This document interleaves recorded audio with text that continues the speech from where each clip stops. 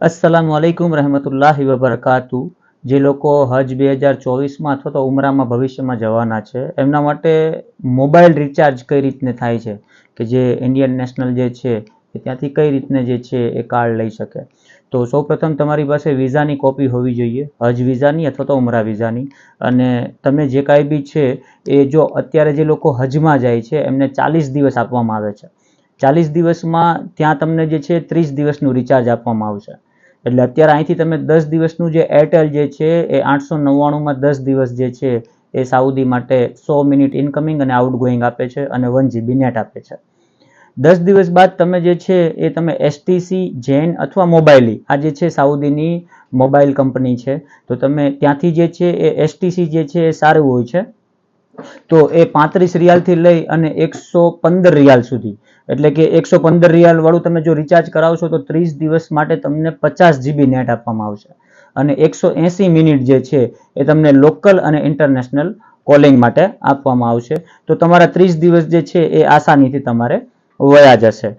પછી Vi company છે, Airtel પણ જે છે 4500 વાળું રિચાર્જ તમે કરાવશો તો 30 દિવસ માટે આપે છે, પણ ત્યાંનું નેટ જે છે એ થોડુંક ફાસ્ટ ચાલે છે અને નેટવર્ક પ્રોબ્લેમ જે છે આવતો નથી. જો તમારી પાસે એરટેલનું અહીંથી હશે તો અમુક ફેરી નેટવર્ક આવે છે, અમુક ફેરી નેટવર્ક જે છે એ નથી આવતું. અમુક લોકો જે છે બિઝનેસવાળા જે છે કે જેમને જે છે એ ઓટીપીની જરૂરિયાત હોય છે, તો એ તમારી પાસે જે છે એરટેલનું તમારે કાર્ડ રાખો અને 30 દિવસનું તમે રિચાર્જ કરાવી નાખો તો તમારે જે કાંઈ બી છે ઓટીપી જે છે એ તમને ટાઈમ ટુ ટાઈમ મળી રહેશે. બાકી જે છે એ તમારે મોટું રિચાર્જ કરાવવું હોય તો તમે ત્યાંથી કરાવો, અહીંથી જે છે એ નાનું રિચાર્જ કરાવીને જાઓ, જેથી કરીને તમારે કોઈ તકલીફ ન પડે. જે લોકોને વિડીયો કોલિંગમાં વાત કરવી છે એમના માટે ત્યાં વોટ્સઅપ બેન્ડ છે.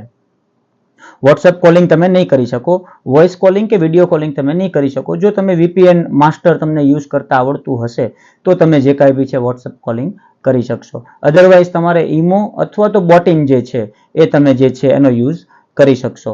બેટર જે છે તમારે બોટિમ એપ કરીને જે છે તમારા મોબાઈલની અંદર અહીંથી જ ઇન્સ્ટોલ કરીને તમે લઈ જાઓ, જેથી કરીને ત્યાં તમારા જે ફેમિલી મેમ્બર છે એમને કોઈ તકલીફ ન પડે. એનો તમારે અત્યારથી જ ખ્યાલ રાખવાનો છે કે મોબાઈલની અંદર જેટલી જેટલી જરૂરિયાતની એપ્લિકેશનો છે, ઈમો છે, બોટિમ છે, વોટ્સઅપ છે, તો એ તમે જે કાંઈ બી છે ઇન્સ્ટોલ કરીને અહીંથી મોકલી શકશો.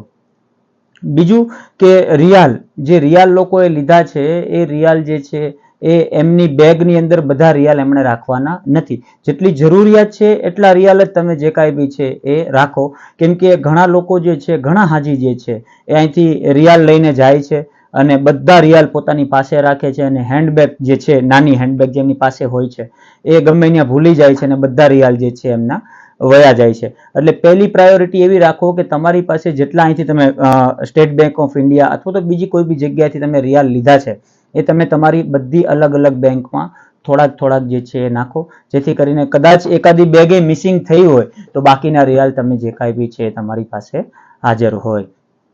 ઇન્ડિયાના રૂપિયા પણ તમે અહીંથી લઈ જઈ શકશો કે તમારે ત્યાં જઈને વટાવવા છે તો તમે ત્યાં જઈને પણ વટાવી શકશો. પણ રિયાલ જે છે એ તમારી જરૂરિયાત પૂરતા જ તમારી પાસે રાખવાના છે. જો તમે વધારે પૂરતા રિયાલ રાખશો તો એ ખોવાની શક્યતા વધારે રહેશે. જો આવું તમારી સાથે બને છે કે તમારી બેગ ખોવાઈ ગઈ છે, રિયાલ એની અંદર હતા, તો તમને જે એપ્લિકેશન જે અત્યારે ઇન્ડિયન ગવર્મેન્ટે જે લોન્ચ કરી છે, ઇન્ડિયન હજ કમિટીએ, એ તમારા મોબાઈલની અંદર તમારે ઇન્સ્ટોલ કરીને રાખવાની છે, જેમાં તમારા ખાદિમુલ હુજ્જાજનો સાઉદીનો મોબાઈલ નંબર પણ હશે ને તમે એમની અંદર પણ એપ્લિકેશનની અંદર પણ તમે કમ્પ્લેન કરી શકશો અને એ તમે એમને જાણ કરો, તમને જે કાંઈ બી છે એ સહુલત થાય એવી વ્યવસ્થા એ લોકો કરાવી આપશે. અને જો કદાચ ન થતું હોય ને તમારે ઇમરજન્સી હોય તો મારો નંબર જે છે મેં આ વિડીયોની નીચે લખેલો છે. તમે મક્કા અથવા મદીનાની અંદર તમે હશો અને જો તમારા બધા રિયાલ ખોવાઈ જાય તો તમે મને ત્યાંથી ફોન કરશો તો 500 રિયાલ સુધીની વ્યવસ્થા જે છે હું કરી દઈશ. પણ મારી ઓફિસે તમારે પેમેન્ટ પહોંચાડવું પડશે. મારી ઓફિસ ભાવનગરની અંદર છે. તમે મને ગૂગલ પે કરાવો, મારા એકાઉન્ટમાં ટ્રાન્સફર કરાવો કે જે કાંઈ બી છે, તમારા ઇન્ડિયન રૂપીઝ મને અહીંયા મળશે એટલે હું તમને 500 રિયાલ સુધીનું તમને ઇમરજન્સીમાં જો ફંડની ત્યાં જરૂરિયાત હશે તો એ હું તમને કરાવી દઈશ. મક્કાની અંદર હો કે મદીના શરીફની અંદર હો તમે, તો એ તમને 500 રિયાલ સુધીનું તમને જે છે એ મળી રહેશે. આ સહુલત જે છે હું તમને ઇન્શાલ્લાહ કરાવી આપીશ. બીજું, રિયાલની જે નોટું જે છે એ તમારે ફરજિયાતપણે સમજી લેવી પડશે.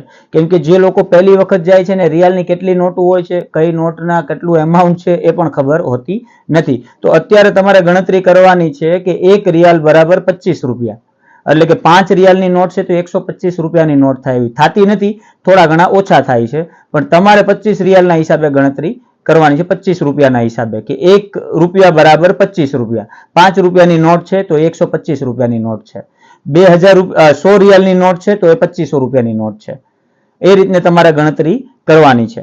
સાઉદીની અંદર 5 રિયાલ, 10 રિયાલ, 20 રિયાલ, 50 રિયાલ, 100 રિયાલ, 200 રિયાલ અને 500 રિયાલ આ રીતની નોટો હોય છે. અને એમની અંદર 20 રિયાલની નોટ અને 200 રિયાલની નોટ એ બંનેના કલર સેમ છે, બંનેની સાઈઝ સેમ છે. ખાલી જે છે એ ઇંગ્લિશના આંકડાની અંદર ખાલી એક મીંડું વધી જાય છે, એટલે એનો તમારે ખ્યાલ રાખવાનો છે કોઈને તમે રિયાલ આપતા હો ત્યારે.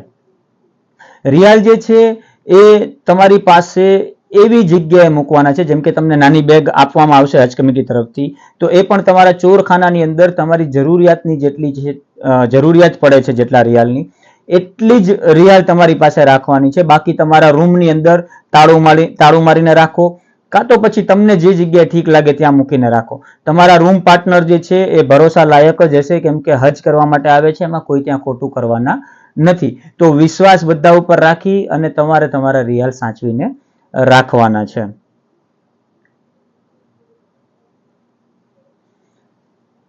બીજું કે મક્કા શરીફની અંદર તમે જ્યારે પહોંચો છો ત્યારે મારી એક એવી સલાહ છે કે તમે તમારા રૂમની અંદર આરામ કરી લ્યો. કેમ કે અમદાવાદ એરપોર્ટ ઉપર 4 કલાક, 4 થી 5 કલાક તમે બેઠા હશો, ફ્લાઇટની અંદર 5 કલાક બેઠા હશો, જિદ્દા એરપોર્ટ ઉપર 4-5 કલાક સુધીનું કદાચ તમે વેટિંગ કરીને તમે મક્કા પહોંચો છો, એટલે તમે એક દિવસ અગાઉ તમારા મહેમાનો સાથે તમે રહેલા હો છો.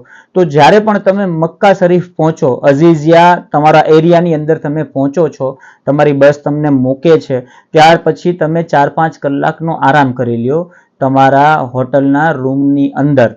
કેમ કે જે લોકો પહોંચે છે તરત ને તરત ઉમરો કરવા માટે જાય છે અને પછી તવાફ કરીને એટલા બધા થાકી ગયા હોય છે કે એ સફા મરવાની સહી કરતા નથી અને ઘરે આવીને પાછા સૂઈ જાય છે.